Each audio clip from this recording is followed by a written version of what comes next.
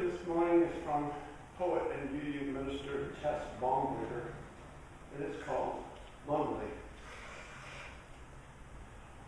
I know what it's like to be filled up with lonely, to carry it around in my belly all day, every day, heavy and hollow.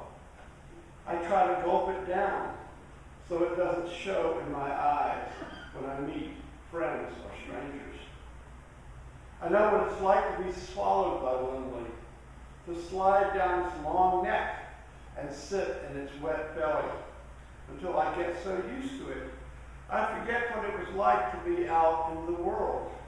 I blink bewildered when lonely spits me back out into people again. I know what it's like to wallow in lonely, sniff it out like a pig and throw it cold over my back, to burrow down into it and flounder, eyes just above ground. I know what it's like to be walled in with lonely, in a small round room with no windows, no corners to hide in, nothing to look at except its vacant face, no sounds to listen to but its hollow, raspy voice, nothing to smell but lonely. You can't smell it, you know. Older women in supermarkets wear it like perfume, a cloud of lonely around them, shadowed by dead husbands or lovers lost but unforgotten. Lonely is their companion too. It smells sadder somehow on older gentlemen there, buying frozen food and the occasional salad. Lonely leaves them helpless. It smells pungent and ripe in nightclubs and bars on all those single people. It reeks of desperation. I've watched lonely steam off their bodies and mine, drifting and floating in the air. It feeds on our fears and grows and glows, a palpable aura of lonely. Some people seem to live without lonely. I watch them glide through their lives, so at ease, so fulfilled, taking love for granted. I wonder how they elude lonely, or if they really do, or if maybe they just hide it better. We all walk with lonely, some more, some less, surrounded by it, bathed in its juices, quenched in its fire. Alone can be lovely. Solitude is sweet. But lonely is too heavy, too deep, too wide. It is too over and under and through and within and without. Lonely speaks in short phrases that last a lifetime. Lonely speaks in short phrases and waits.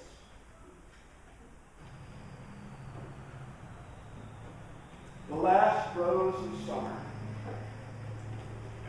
Thank you to all the people who brought in roses from their gardens to show that we're not past the last rose of summer. Thank you to Debbie Ecker for bringing the wonderful green, because in our neighborhood we didn't find any roses. It is a time of year for contemplating time. My brother-in-law, Hal Ober, calls the month just past Cape August. For it is like a headland you might round on a boat, and after you have rounded it, you might see the rest of the coastline stretching on ahead for months, while looking back you could see July and June and May stretching behind. The air starts to have a bite in it. There are rumors of hurricanes turning up from the south, and each of us is reminded of how many Septembers we have lived through and wonder how many more there will be. It's time to arrange for the boats to be hauled. You can just about feel the winter poised to descend, and the roses are hard to find.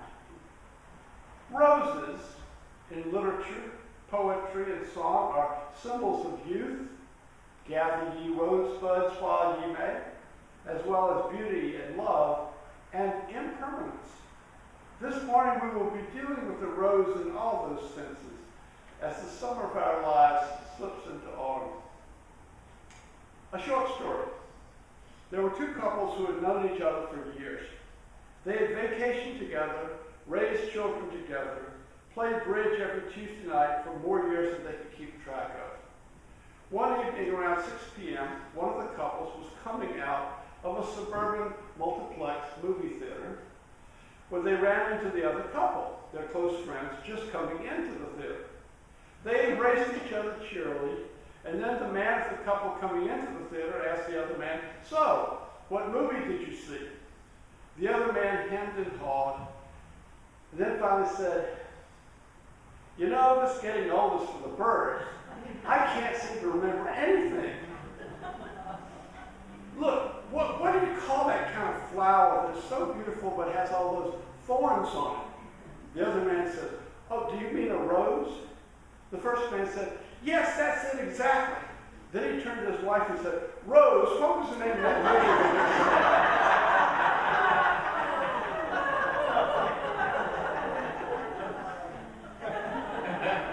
Rose or thorns, old age is not consistent.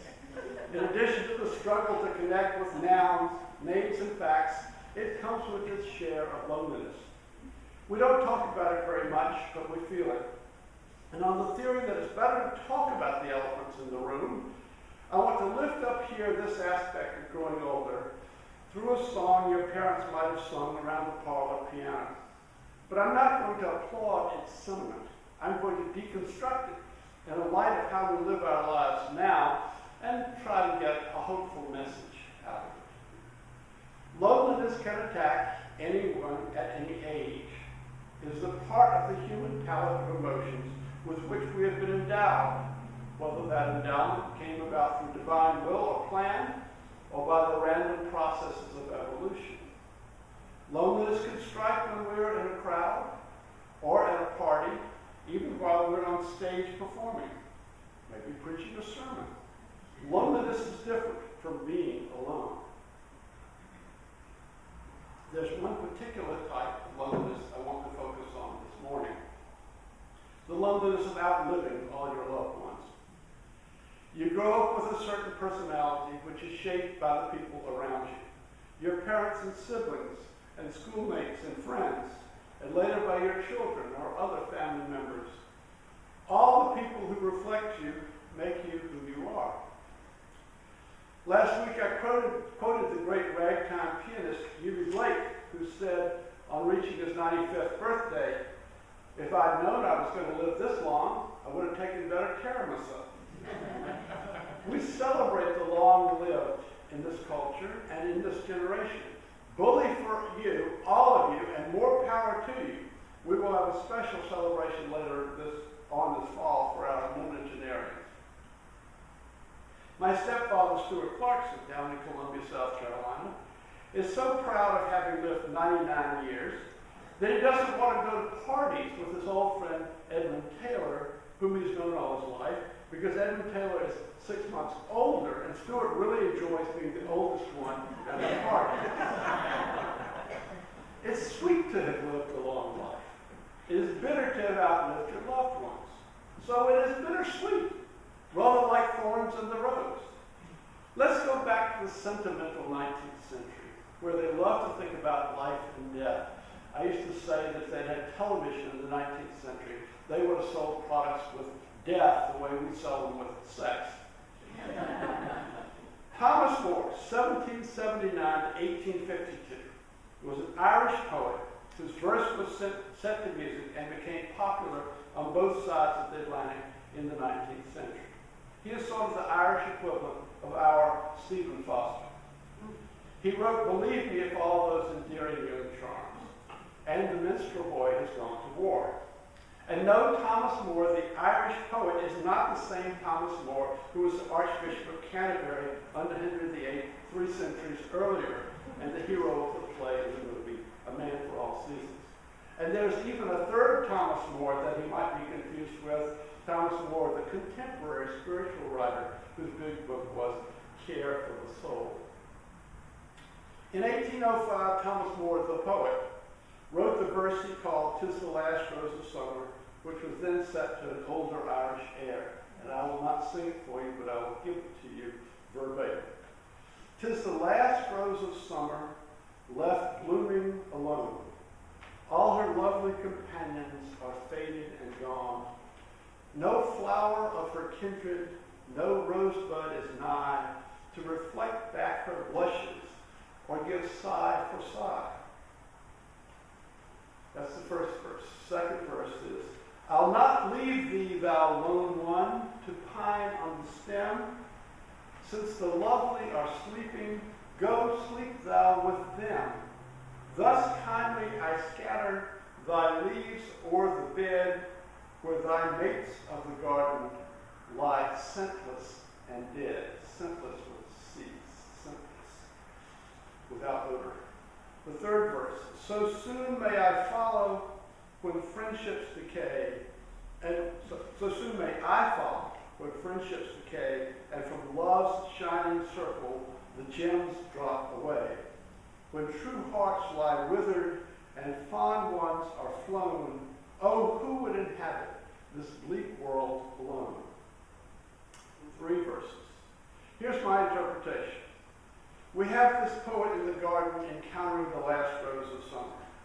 In the first verse, he reflects on how sad it is that her lovely companions are faded and gone. There are no roses left in the vicinity. No flower of her kindred, no rosebud is nigh, to reflect back her blushes or give sigh for sigh.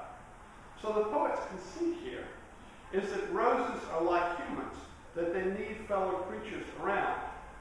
Now with people, this is usually to have conversations and words, but roses don't have words, so they exchange blushes and sighs. In the second verse, the poet decides that the last rose's plight is just too sad for the poet to sit idly by. So he decides to pick the rose and scatter its petals on the bed of the other rose bushes. I'll not leave thee, thou lone one, to pine on the stem, since the lovely are sleeping, go sleep thou with them.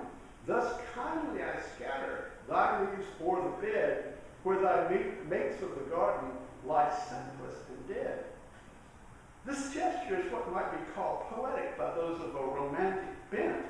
The poet just can't stand to see the last rose and so has to destroy it. The third verse makes the analogy between the rose and the poet, who sees his own loneliness ahead and is dreading it. So soon may I follow when friendships decay, and from love's shining circle the gems drop away, when true hearts lie withered and fond ones are flown. Oh, who would inhabit this bleak world alone? This is the kind of sentiment so popular in the 19th century, and it's still beautiful in its way. Perhaps it is churlish of me to chop it up in the cold light of modern reason, but I think it does us some good as we face our own lives, not to be clouded by the sentimental notions. First of all, who is the poet to say this rose is lonely? A rose is a very different thing from a person. We people have cherished the rose for its beauty, and we cherish people for their beauty, but that does not mean that people are flowers. Botany tells us that a flower is a part of a plant which is used in that plant's reproduction by attracting birds and insects, which will carry the pollen from flower to flower. If the rose loves anything, it is not the other roses, but the bees and the hummingbirds. And in modern ethics, we find it more than a little disturbing that the poet decides the rose is so sad that the poet's only response can be to depetal it altogether. The poet says to the acts out of kindness, but to modern eyes, this seems cruel and heartless. Emerson, a generation later, praised the virtue of forbearance in these words, "Hast thou loved the wood rose and left it on the stalk?" Hast thou loved the wood rose and left it on its stalk? And Linda Ronstadt, back in the 1970s, sang, "Love is a rose and you better not pick it. Only grows when it's on the vine. Handful of thorns and you know you've missed it. Lose your love when you say the word mine." I think Thomas More is saying the word mine. Real love for any natural thing might mean leaving it in the condition in which the observer found it.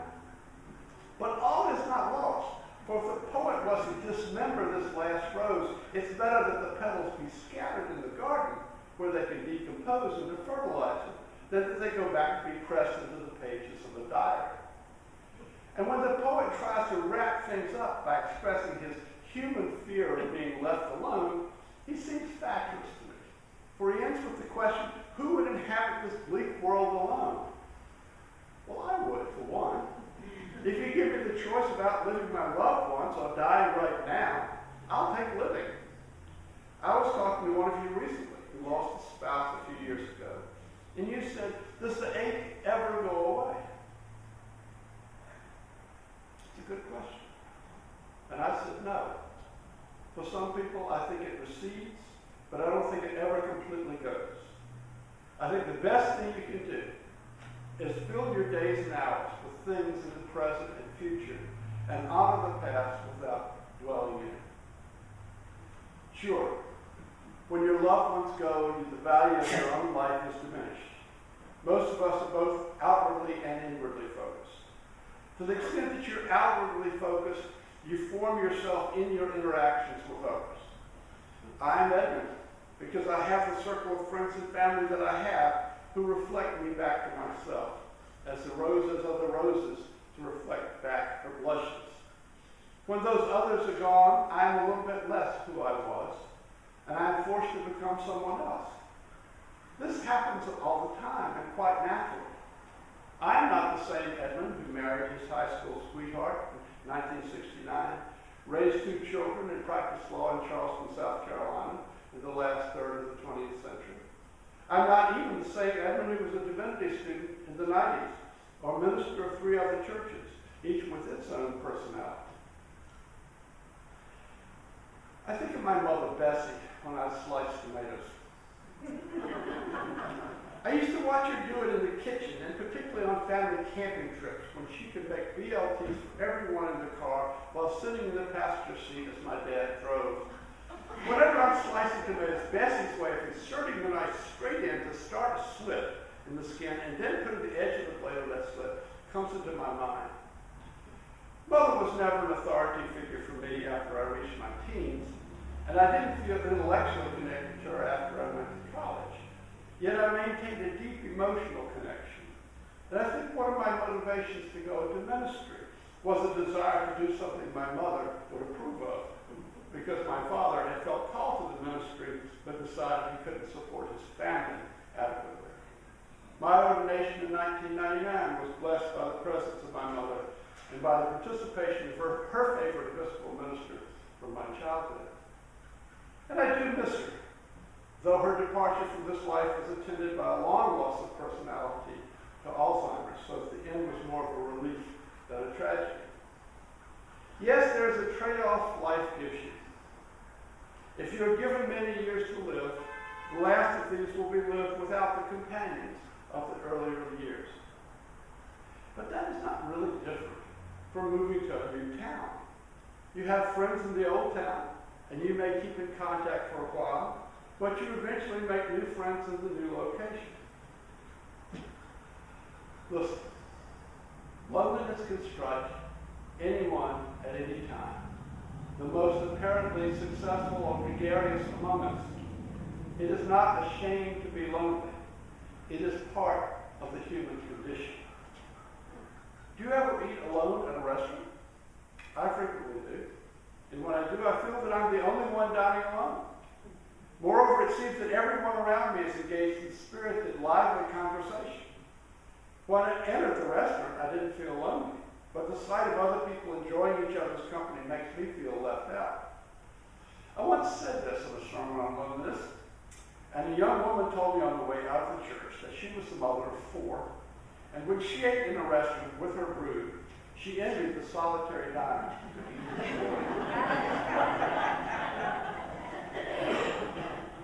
Loneliness, I should remind us, is not the same as solitude. In fact, they're sometimes opposites. Thoreau said, "I never found a companion that was so companionable as solitude." You can be lonely in a crowd at any age and perfectly comfortable by yourself for weeks on end. I have a friend in Chatham whose idea of a vacation used to be going to Baffin Island, way up in the Arctic, every summer for a period of 3 to 6 weeks, during which times he rarely spoke to another human being. But for most of us, most of the time, our lives are given meaning by the cloud of people who witness us. We're here to vet creation and to witness it, writes Annie Dillard, to notice each other's beautiful face and complex nature so that creation need not play to an empty house. So that creation need not play to an empty house. Alex Sanders, a well-loved judge and storyteller in South Carolina, once told a story which stays with me a quarter century after I heard it. It was a beautiful day such as you only get in Charleston, and I was a young lawyer, and I was walking down King Street. I saw this beautiful girl such as you only see in Charleston. A girl so beautiful, any red-blooded young man would do almost anything to get her attention. Some men might have asked her for the time of day, but I was thinking quickly and devised a better strategy. There was a beautiful, shiny red sports car parked just there at the curb, such as you only see in Charleston. And making sure this girl could see me, I took a quarter out of my pocket and put it into the meter right next to this beautiful car. And you know it worked. The girl flashed me a huge, heart-stopping smile and said, "Thank you." Then she got into the side of the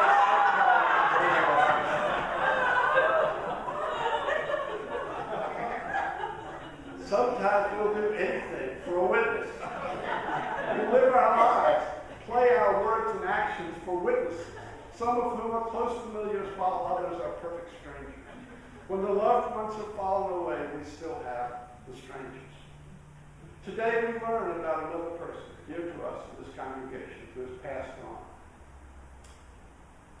Stanley Kunis wrote, "I have made a tribe of my true affections, and my tribe is scattered. How can the heart be reconciled to its feast of lostness?" How can the heart be reconciled to its feast of lostness? The ache inside you when you have lost a spouse, partner, parent, or child, does it ever completely go away? Why? Because the love doesn't go away. That ache reminds you of how much you loved them when they were alive and how much you love them still. Love is not the opposite of loss. Love exists in loss. Love persists in loss. Love grows in loss. Life is roses, and it is thorns too. Summer slips into the autumn, which has its own joys. Let us live our lives to the fullest in the precious time which is given